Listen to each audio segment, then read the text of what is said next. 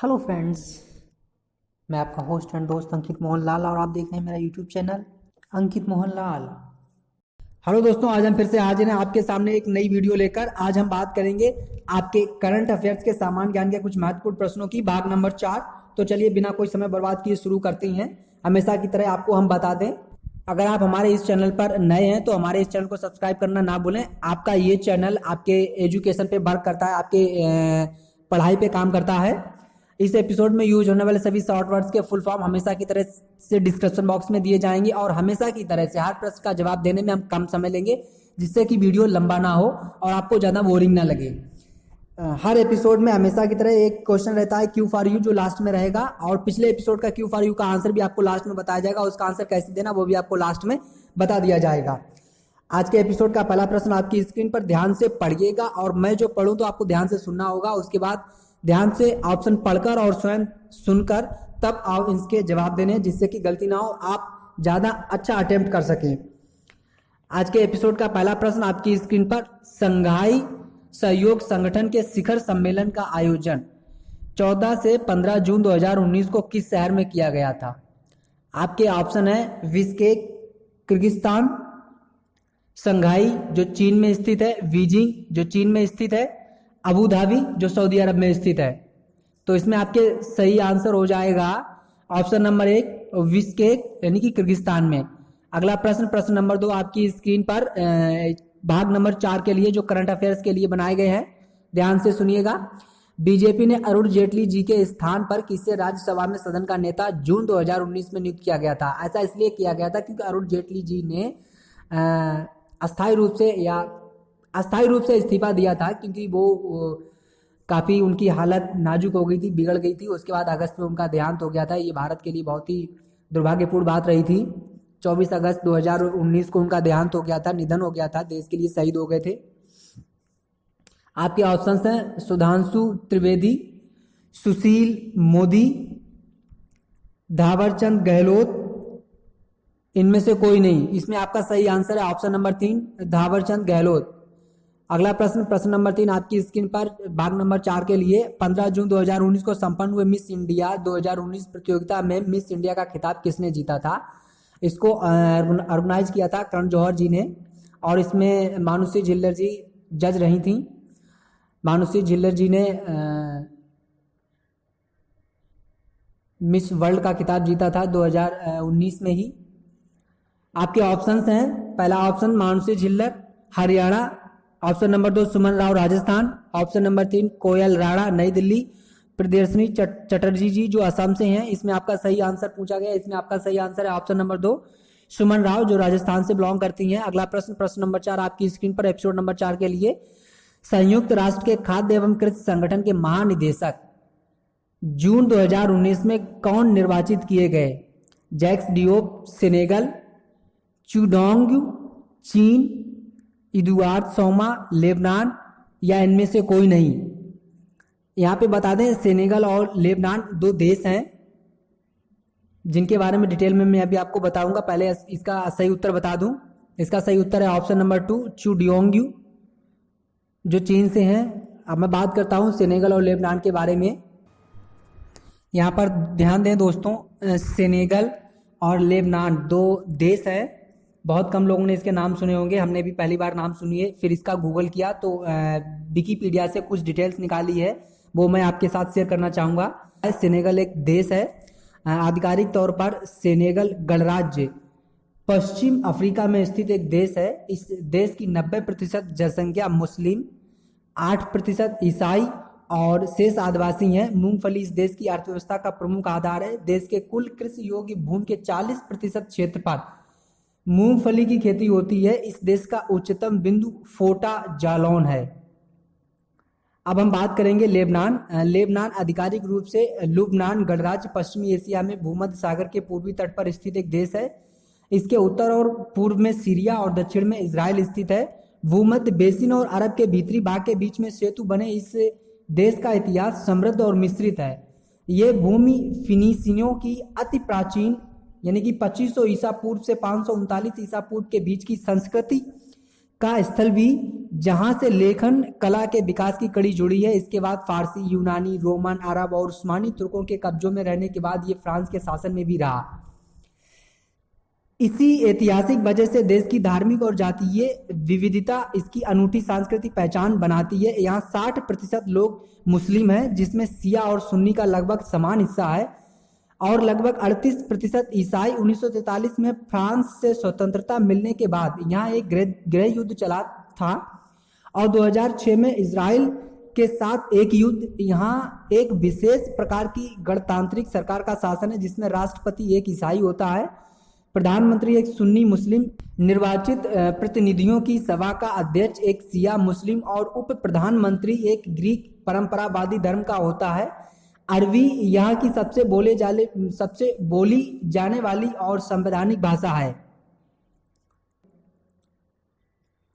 अगला प्रश्न नंबर 5 आपकी स्क्रीन पर। प्रदेश में लगातार गिरते भूजल स्तर को रोकने के लिए जल ही जीवन है योजना किस राज्य ने शुरू की थी? जल ही जीवन है योजना बहुत पहले से देश में लागू है, लेकिन एक जैसे जैसे जिस देश में जल की समस्या ज़्यादा बढ़ती है तो वो उसको जो है थोड़े उच्च स्तर पे उसका लेवल बढ़ा के उस योजना को लागू कर देता है। वैसे ये पूरे देश में लागू है, एक समान रूप से लागू है। आपके ऑप्शंस है उत्तर प्रदेश, हरियाणा, मध्य प्रदेश, राजस्थान। तो इस प्रश्न के लिए आपका सही उत्तर है option number 2, Haryana. Let's move on to the next question. Question number 6 of this episode number 4 for current affairs on your screen. किस टेनिस खिलाड़ी ने जून 2019 में 12वीं बार फ्रेंच ओपन टेनिस खिताब जीता? आपके ऑप्शन है राफेल नडाल जो स्पेन से हैं, रोजर फेडर जो स्विट्जरलैंड से है, सानिया मिर्जा जो भारत से है, महेश भूपति जो भारत से है। इसमें आपका सही ऑप्शन हो जाएगा ऑप्शन नंबर 1, राफेल नडाल जो स्पेन से हैं। Let's move on to the next question. Question number 7 of this episode number 4 for current affairs on your screen. Bharat और म्यांमार की सेनाओं द्वारा चलाए गए संयुक्त ऑपरेशन को क्या नाम दिया गया? यहाँ पे हम आपको बता दें भारत और म्यांमार, इसमें पूछा गया है कि अभी हाल ही में भारत और म्यांमार की सेनाओं द्वारा एक संयुक्त रूप से ऑपरेशन चलाया गया, उसका नाम क्या है? आपके कुछ ऑप्शंस दिए गए, ऑपरेशन मेघरात, ऑपरेशन सनराइज, ऑपरेशन सनशाइन। हम आपको यहाँ पे बता दें पहला ऑप्शन ऑपरेशन मेघ राहत, ये म्यांमार के साथ में सेनाओं द्वारा, भारत और म्यांमार की सेनाओं के द्वारा संयुक्त रूप से चलाया गया ऑपरेशन नहीं है। आपके ऑप्शन ऑपरेशन सनराइज और ऑपरेशन सनशाइन, ये दो ऐसे ऑपरेशन है जो भारत और म्यांमार की सेनाओं द्वारा संयुक्त रूप से एक समान चलाए गए थे, और ये दोनों बहुत पहले से चलाए हुए हैं। यहाँ पे उनको दोबारा से मॉडिफाई करके ऑप्शन नंबर 3 में जो ऑपरेशन सनशाइन 2 दिया गया है, ये अभी हाल ही में चालू किया गया है। तो इसमें आपका ऑप्शन भी ऑप्शन नंबर 3 हो जाएगा सही उत्तर में, Operation Sunshine 2। Let's move on to the next question. Question number 8 of this episode number 4 for current affairs on your screen. June 2019 में किस भारतीय खिलाड़ी ने सबसे तेज 20,000 रन बनाने का रिकॉर्ड बनाया?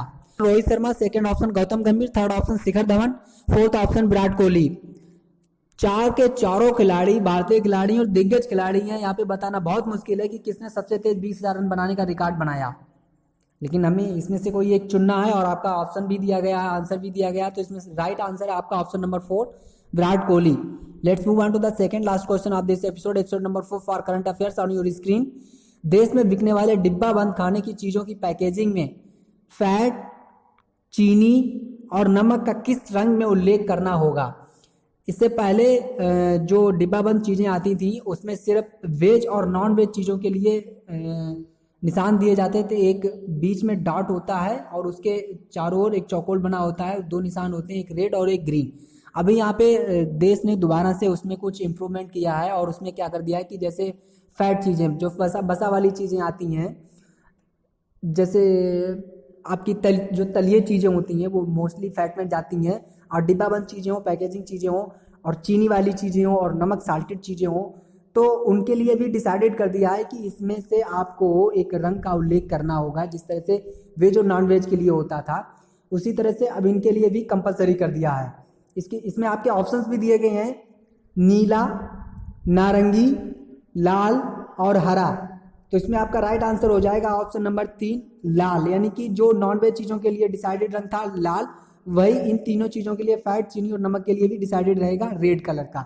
Let's move on to the last question of this episode, question number 10 and episode number 4 for current affairs on your screen.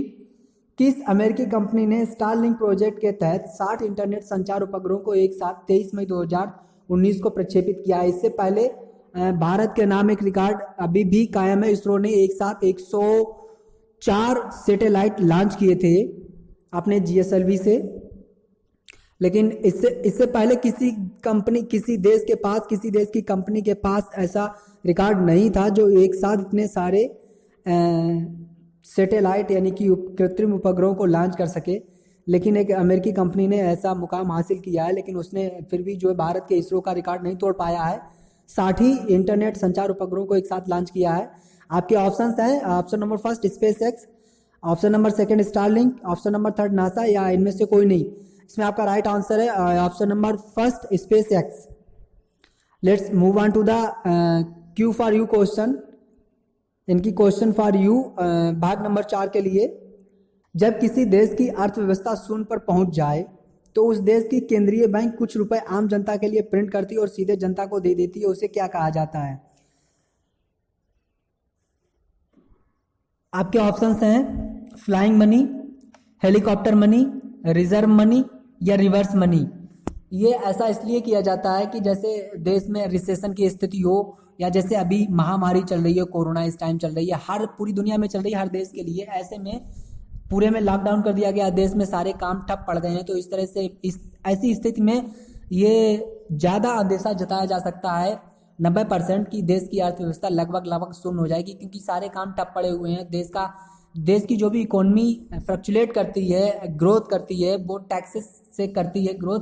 अभी जब सारे काम रुके पड़े हुए हैं, देश पब्लिक को पैसा अपने पास से दे रही है, गवर्नमेंट पैसा अपने पास से दे रही है, लोगों के ऊपर खर्च कर रही है, टैक्स आ नहीं रहे क्योंकि लोगों के काम बंद पड़े हुए हैं, इकोनॉमी लगभग अपनी जगह पे रुक गई है, आगे बढ़ नहीं रही है, और जो देश के पास पैसा है वो धीरे धीरे पब्लिक को बांट रही है। तो ऐसे में यह अंदेशा आसानी से लगाया जा सकता है कि देश की स्थिति शून्य पर पहुंच जाएगी। तो इस परिस्थिति में ऐसे में देश क्या करता, केंद्रीय बैंक क्या करता है कि उन लोगों के लिए, आम जनता के लिए पैसे डायरेक्ट प्रिंट करती है और डायरेक्ट उन पब्लिक को पैसा बांट दिया जाता है। वो पब्लिक से पैसा वापस नहीं लिया जाता है, वो पब्लिक को पैसा बांटा जाता है उनकी मूलभूत आवश्यकताओं को पूरा करने के लिए, खाने पीने की चीज़ों को पूरा करने के लिए, ना कि किसी और चीज़ों के लिए।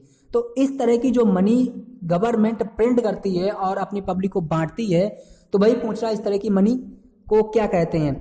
इस प्रश्न का यानी कि क्यू फॉर यू का क्वेश्चन के क्यू फॉर यू का आंसर आपको अगले एपिसोड नंबर 5 में बताया जाएगा। एपिसोड नंबर 3 का क्यू फॉर यू का क्वेश्चन था, उसका राइट आंसर आपकी स्क्रीन पर। भाग नंबर 3 में जो आपसे क्वेश्चन पुटअप किया गया था क्यू फॉर यू के लिए, वो आपसे क्वेश्चन पूछा गया था 12 मई को कौन सा विश्व दिवस मनाया जाता है, जिसमें आपके ऑप्शंस दिए गए थे अंतर्राष्ट्रीय महिला दिवस, विश्व जल दिवस, अंतर्राष्ट्रीय नर्स दिवस और मानवाधिकार दिवस। इसमें आपसे पूछा गया था इसका आपका राइट आंसर कौन सा है, तो इसमें आपका सही उत्तर हो जाएगा ऑप्शन नंबर 3 अंतर्राष्ट्रीय नर्स दिवस।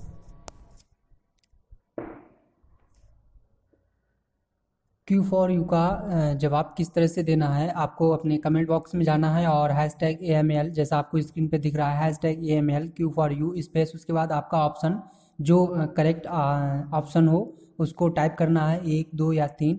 उसके बाद लाइन ब्रेक करके आप अपनी महत्वपूर्ण राय हमें भेज सकते हैं, हमें बता सकते हैं हमारी वीडियो के बारे में, हमने क्या गलतियां की हैं या हम किस तरह से अपनी वीडियो को इम्प्रूव और कर सकते हैं। आप कोई भी सलाह हमको देना चाहें, कोई भी शिकायत हमसे करना चाहें, बेझिझक आप हमसे कमेंट बॉक्स में कीजिएगा। सिर्फ आपकी राय ही नहीं, आपकी शिकायत भी हमारे लिए महत्वपूर्ण होगी। आज की ये वीडियो समाप्त होती है, मिलते हैं अगली वीडियो में, तब तक के लिए नमस्कार, जय हिंद, जय भारत। घर पे रहिए, सुरक्षित रहिए, यही एक ऑप्शन बचा हुआ है। जब तक इसकी कोई वैक्सीन नहीं आ जाती है, कोरोना की कोई दवा नहीं बन जाती है, तब तक हमारे और सबके पास में यही एक चारा बचा हुआ है, ऑप्शन बचा हुआ है, रास्ता बचा हुआ है कि हम घर में रहें, सुरक्षित रहें, लोगों से कम मिलें।